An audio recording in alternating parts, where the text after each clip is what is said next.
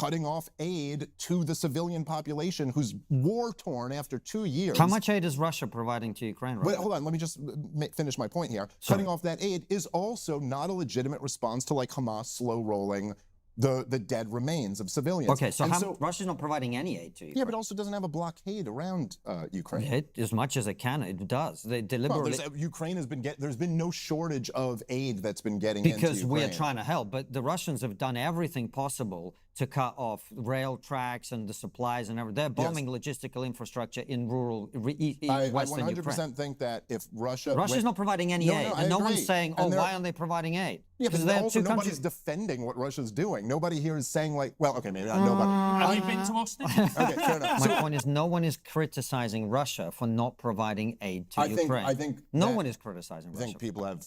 They're all over the criticizing Russia civilized for world invading, yes. but they're not criticizing them for not providing look, aid. I mean, no one says they have a duty to feed Ukrainian civilians. Well, it's also because civilians aren't food insecure. They don't need... I mean, it's like, look, like you said, there's more parity in that conflict. It's been much more military deaths on military deaths. And so it's just not the same dynamic. But yes, look, if Russia had Ukraine under a full blockade and then they invaded Ukraine and they weren't letting food in from the international community, absolutely, you would say you have an obligation to allow this aid in. But they wouldn't.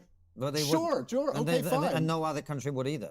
Well, I don't know about that. When The US was fighting in Iraq, they cut off electricity and water to the cities that they were sieging. It's what everyone does.